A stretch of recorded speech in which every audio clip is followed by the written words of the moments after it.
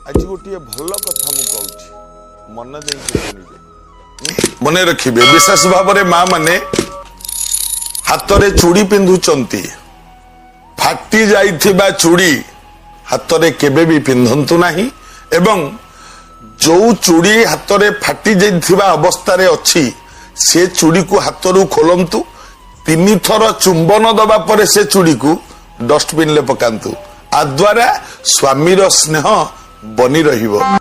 मन रखिबे गोटे भल कथा आपण माने शिवंक लिंग उपरे 3 पत्र थिबा बेलपत्र चढ़ाउचंती समस्ते किंतु बेले बेले हाथ रे बाजी जाए 5 पत्र विशिष्ट बेलपत्र बाजे जदि केबे 5 पत्र थिबा बेलपत्र पांती ताकू शिवंक लिंग उपरे चढ़ी सारिबा परे आनी कौनसी खाता किंबा बही भितर रखंतु जेमिति ता डेम्फ न भांगे आ 5टी पत्र जेमिति सुरक्षित होइके रहे बहुत काम रे आसीबो बहुत मंगलकर।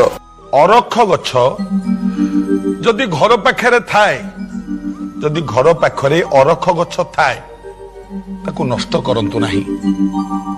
अरख गछ बहुत शुभ फल देई थाए अरख एवं अरख फूल महाप्रभु शिवंकर अति प्रिय एवं अरख पत्र डायबिटीज रोगी उपकार आनी थाए।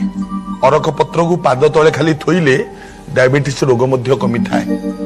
खाली सेतिक नुह जदि अरख गछ नाही ताले बरं अरख गछ घर पाखरे आनी लगांतु गोटे अरख गछ।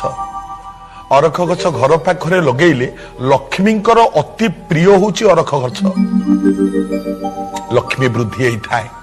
तेणु अरख गछ केबे नष्ट करंतु नाही बरं अरख गछटिए लगांतु विशेष भाव रे गछटिए लगा संध्या हवा पूर्वरु घरर आलोक जलांतु एवं सकाळे घर बासी घर झाड़ू न हवा पर्यंत कौनसी खाद्य ग्रहण करंतु नाही आद्वारा शरीरर मंगल होता है घरर मंगल होता है पालन कले मंगल।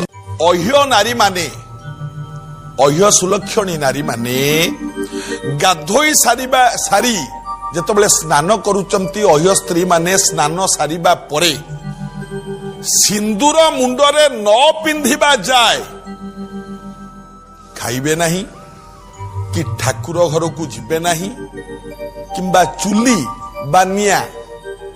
बा निया पाखक जिबे नहीं रोसई करिबा पाई भोजन करिबे नहीं कि ठाकुर घर को जिबे नहीं कि रोसई करिबा पाई निया पाखक जिबे नहीं।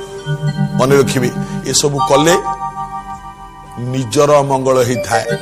अह्य स्त्री माने मुंडरे सिंदूर पिंधि सारिबा परे गाधोई सारी ए कर्म गुडिक करंतु बिना सिंदूर रे ए कर्म गुडिक कले परिवार रे अमंगल घटी थाए।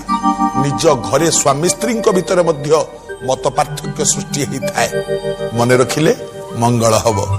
आपण जेतबेले किछि किणाकुणी करूचंती कुल्ला एवं छांचुणी ए जोड़िए जिनिस एका सांगेरे किणंतु नहीं मन रखिबे एवं एका सांगेरे गोटिए जगारे कुल्ला एवं छांचुणी रखंतु मध्य नहीं यह क्षतिकारक एक कथा पालन कले मंगल।